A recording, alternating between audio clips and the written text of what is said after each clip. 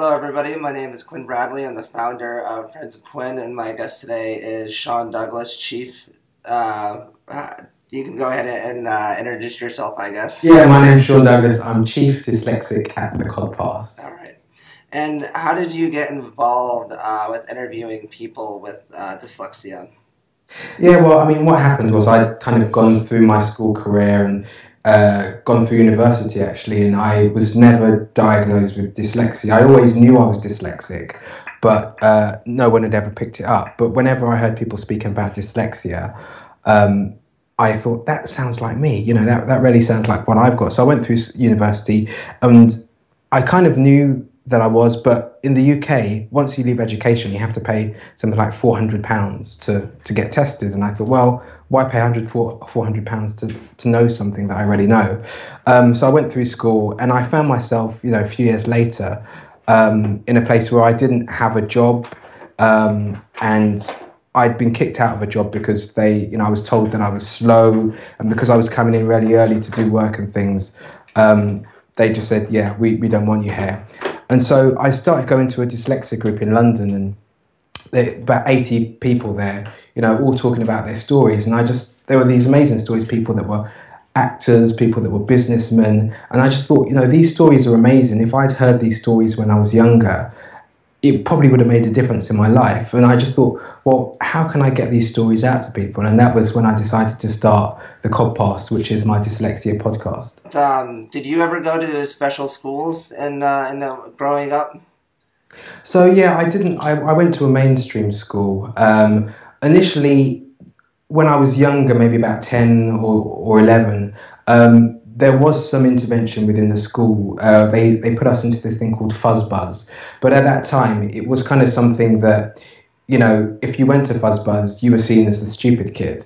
And it was a place where everyone was lumped in. It wasn't like, you know, this person's dyslexic and they have this need and this person has this need.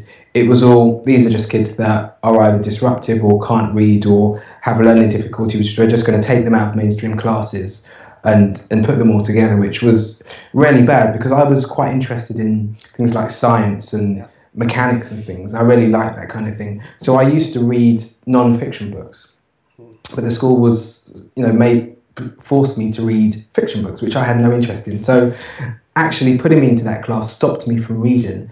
And from the age of 12 to about 18, I never read a book voluntary, you know, of my own accord. So it was quite detrimental.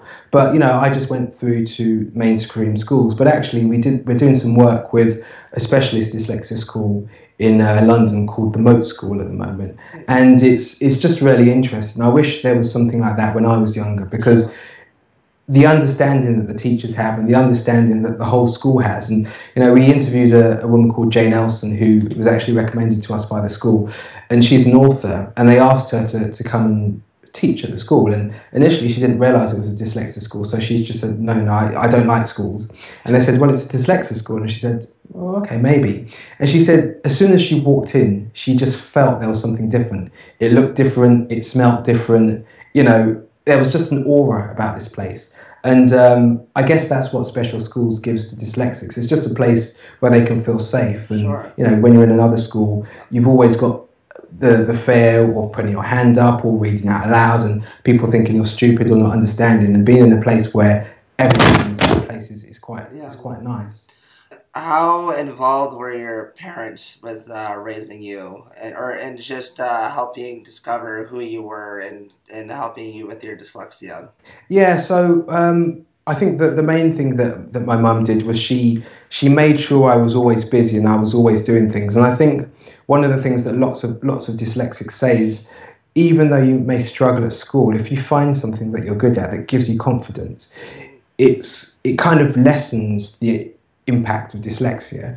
And so my mum made me go swimming, she took me to judo classes, I think one of the great things was she took me to Scouts, which gave me a real sense of adventure. And, you know, I guess doing the Codpast is, you know, quite a scary business venture, really, because, you know, it's something that we put a lot of time and effort into, and, you know, we have no idea if it will work or if we'll be able to kind of get funding for it. But doing all of those things, you know, jumping off cliffs and abseiling and things, I guess they nurture a part of you that is adventurous. And so I guess that was one of the most effective things that my mum did for me. Um, but I was wondering if you have any advice for kids, young kids with dyslexia. Yeah, I guess my advice for kids is don't be ashamed of your dyslexia. You know, everyone has differences and everyone has strengths and weaknesses.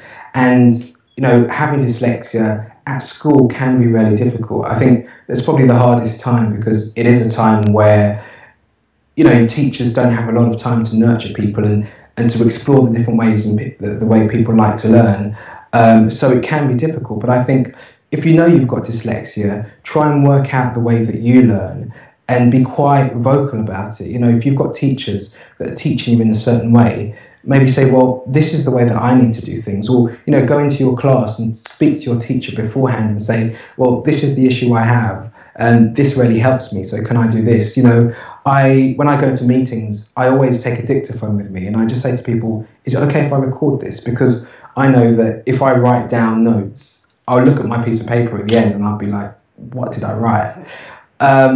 And also just try and find what you're good at. Because I think one of the things is no matter how tough dyslexia gets, if there's something that you're good at and you have a goal and you know what you want to do, it doesn't matter so much when you make mistakes and when you feel stupid or even when people make fun of you because you know what you're good at and you know that if you and that person were in a situation where you were good at something or you were doing that thing that you were good at, you know, the tables will be turned. So just take that thing and really be proud of what you're good at and have that as your kind of trophy of, you know, what your kind of counterbalance against what is difficult, really. Well, Sean, thank you so much for joining me. I really appreciate it. Yeah, thanks for having me on the show.